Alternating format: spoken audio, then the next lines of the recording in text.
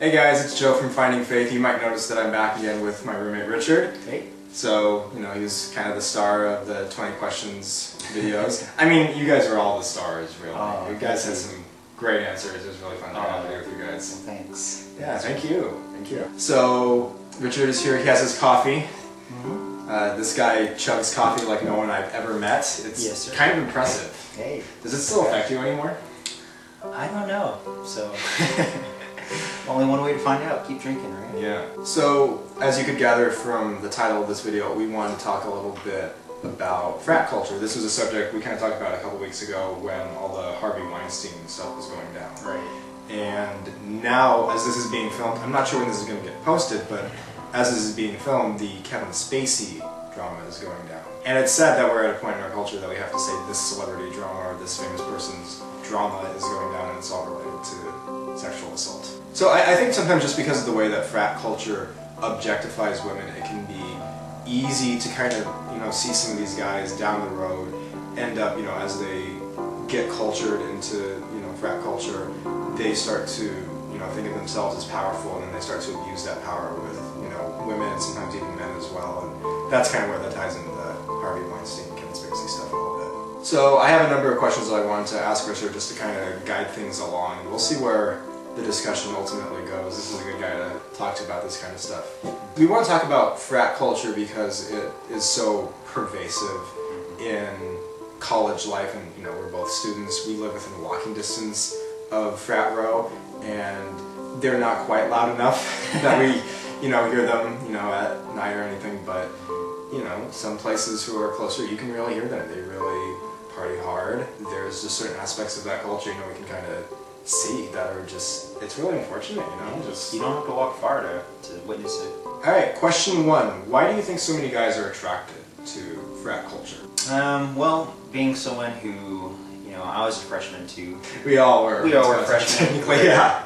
You kind of get this fear of missing out, the FOMO effect. And I think too, when you think of fraternity culture, you think of frat guys, you think of, the epitome of being social. You think of people who, essentially have it together. They have their set of friends, they have, the networking, the social status, the power, and that's kind of like super attractive for young males especially. Okay. But from the outside, on a very superficial level, you see, fraternity guys tend to get more sorority girls. I mean, it makes sense. They have like mixers together, exchanges, they're just rubbing shoulders together some more. So I think that really attracts guys. And I also think too, just, guys want to feel accepted. They really want to seek approval too from other guys on, affirmation too on even like masculinity.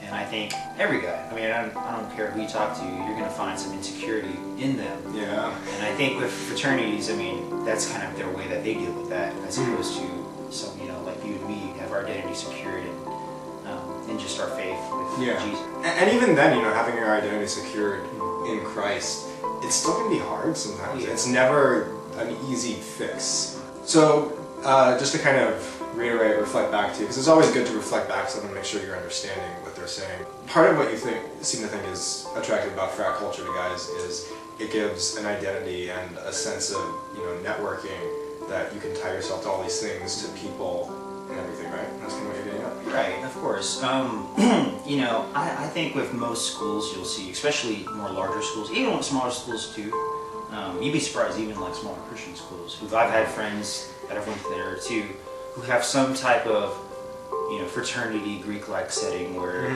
there's a structure to it. There's a hierarchy of power, of who controls when to have parties, who controls who gets in, who gets invited, and you begin to see just, this power that fraternities have. And I think every guy, wants to feel, powerful. They want to have some type of role in just this giant, I guess you could say, social circle. I think that's where guys really, want to find their identity, where they want to fit in.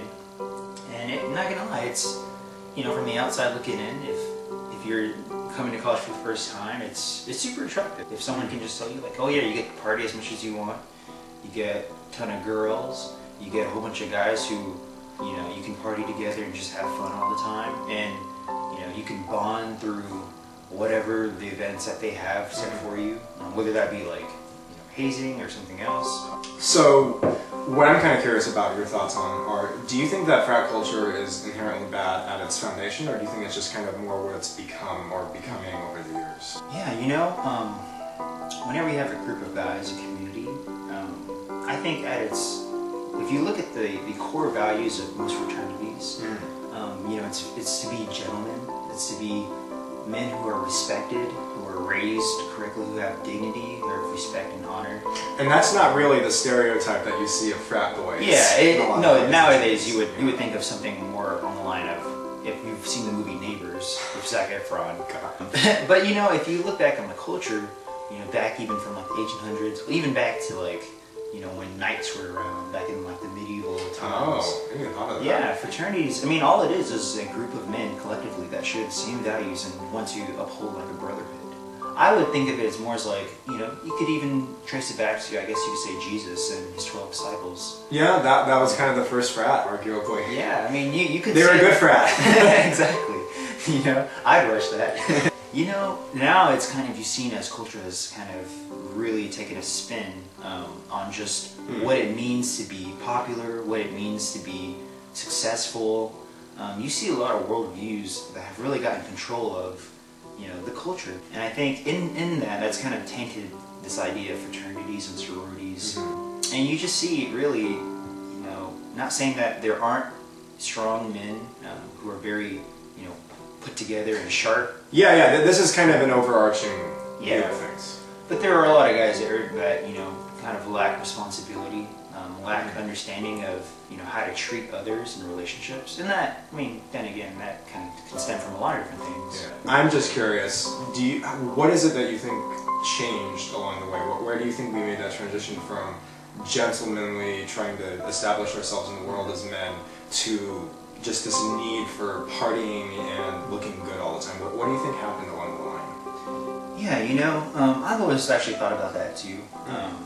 Because I meet up with this guy named I'll just call him Robert, and he kind of really he's a lot older. He's like in his 60s, so he grew up in the 70s. And I asked him the other day, I was like, hey, what's the correlation between the 70s and now? Because back then was a similar stage with some differences, but there were a lot of protests and rebellions and a lot of social issues being fought for, which I think is amazing.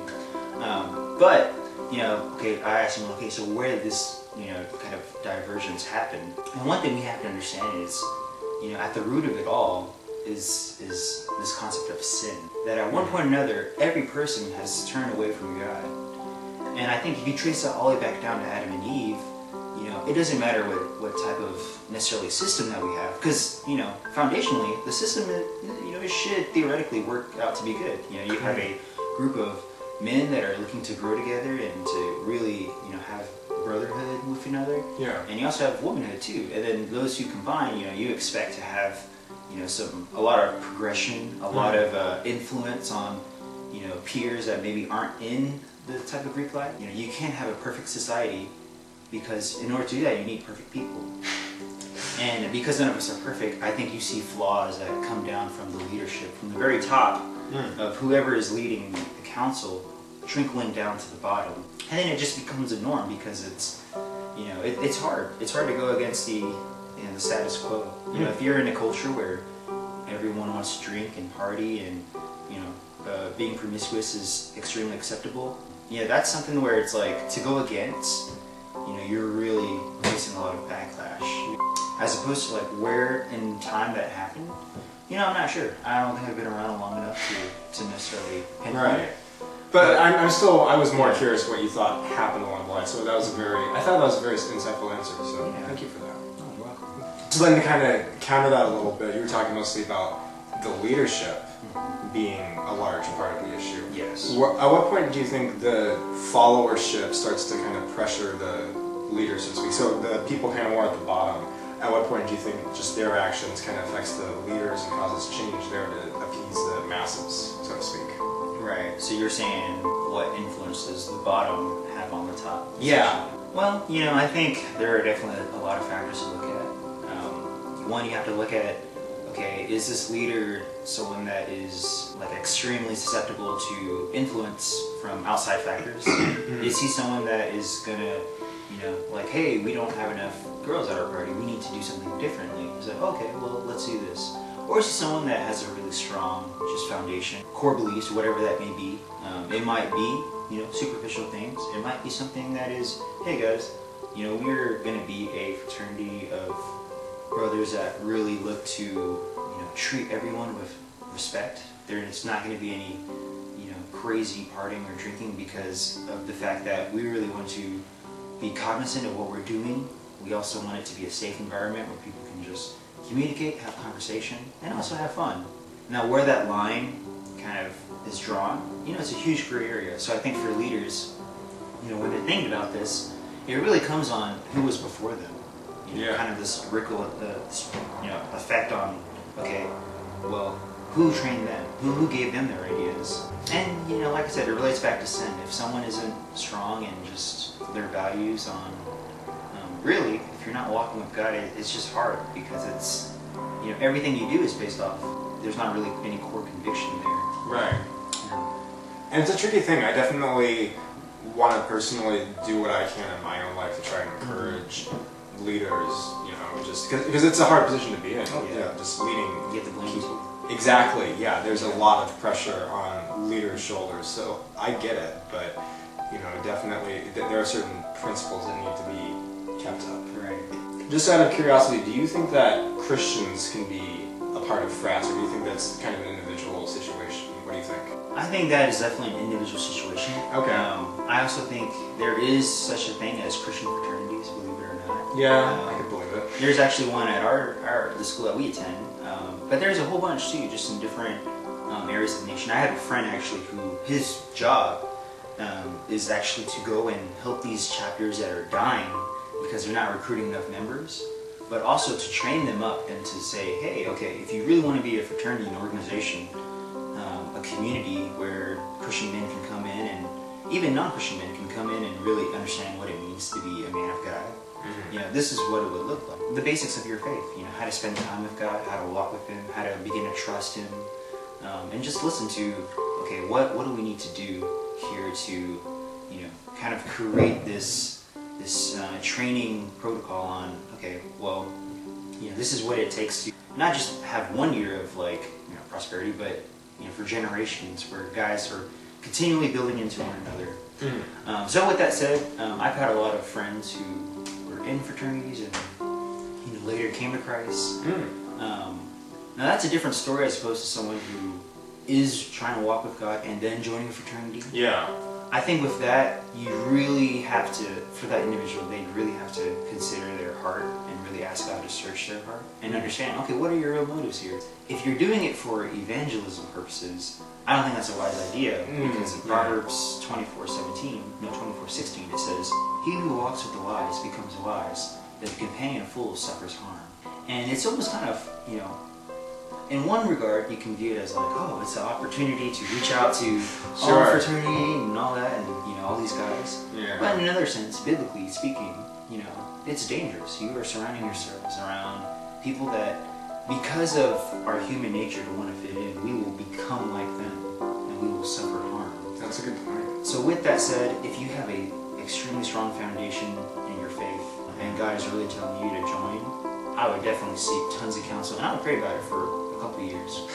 Maybe when you're senior year and you can rush one time, then maybe. But I can tell you from personal experience that you can also just have friendships, and you don't even ever have to step on the Greek road at all.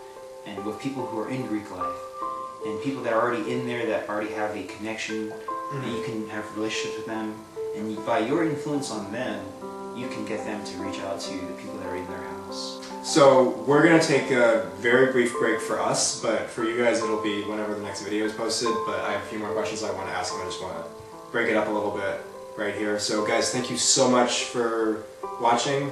Please, you know, comment, like, subscribe, keep sharing videos, and yeah, see you guys in the next one. Thanks, Richard. Thanks, man.